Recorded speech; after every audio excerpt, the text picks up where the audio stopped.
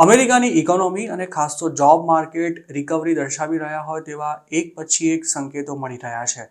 Inflation રેટમાં ઘટાડો થયા બાદ ફેડ રિઝર્વ દ્વારા વ્યાજના દરમાં પણ અડધા ટકાનો કાપ મુકાયા પછી હવે ઓગસ્ટ મહિનામાં નોંધાયેલા જોબ ઓપનિંગના આંકડા પણ લેબર માર્કેટમાં અંડરકરન્ટ સ્ટ્રેન્થ સૂચવી રહ્યા છે.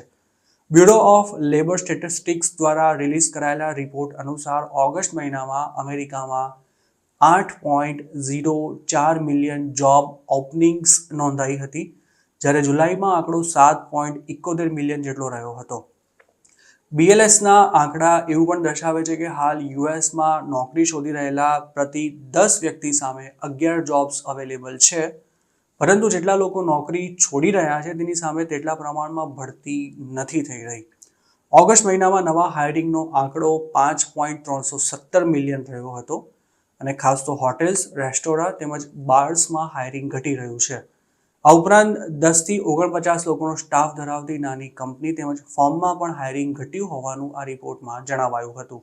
અર્થશાસ્ત્રીઓનો અંદાજ હતો કે ઓગસ્ટમાં ઉપલબ્ધ જોબ્સની સંખ્યા 7.682 મિલિયનની આસપાસ રહેશે, પરંતુ ઓગસ્ટનો વાસ્તવિક નંબર અંદાજ કરતાં વધારે રહ્યો છે.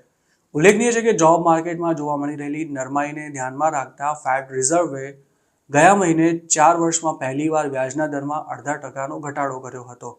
સપ્ટેમ્બરમાં એવી સ્થિતિ હતી કે ફેડ રિઝર્વ માટે મોંઘવારીને બદલે બેરોજગારી વધુ ચિંતાજનક મુદ્દો બની ગયો હતો. જોકે હવે જોબ માર્કેટ ઇમ્પ્રૂવ થઈ રહ્યું છે, પરંતુ આ સુધારો કેટલો સમય ટકે છે તે પણ મહત્વનું છે. અમેરિકામાં જે સેક્ટર્સમાં ઓગસ્ટ મહિનામાં સૌથી વધુ જોબ ઓપનિંગ્સ હતી તેમાં કન્સ્ટ્રક્શન, ટ્રાન્સપોર્ટેશન, વેરહાઉસિંગ અને યુટિલિટીઝનો સમાવેશ થતો હતો.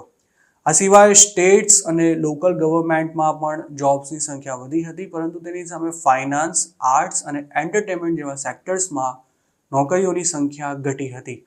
ઓક્સફોર્ડ ઇકોનોમિક્સ સાથે જોડાયેલા અર્થશાસ્ત્રી રાયન સ્વીટે જોબ માર્કેટની સ્થિતિ અંગે પોતાની પ્રતિક્રિયા આપતા એવું કહ્યું હતું કે હાલનો માહોલ ઘણો સારો છે, પરંતુ તે આવનારા કેટલા મહિના સુધી જળવાઈ રહે છે તે જોવું પણ ખૂબ જ મહત્વનું રહેશે. જોબ માર્કેટમાં હાયરિંગ રેટ વધે અને ફાયરિંગ ઘટે તે સૌથી મહત્વની બાબત છે અને તેમની વચ્ચે એક બેલેન્સ હોવું જરૂરી છે. યુએસમાં છેલ્લા ઘણા સમયથી મોટા પાયે છટણી શરૂ થઈ હતી, પરંતુ ઓગસ્ટમાં નંબર ઓફ લેઓફમાં ઘટાડો જોવા મળ્યો હતો. મંદીની શક્યતા વચ્ચે હાલ અમેરિકાનું જોબ માર્કેટ પોઝિટિવ સાઇન દર્શાવી તો રહ્યું છે, પરંતુ ઇકોનોમિક બાબતોના એક્સપર્ટ્સની ચિંતા હજુ પણ ઓછી નથી થઈ.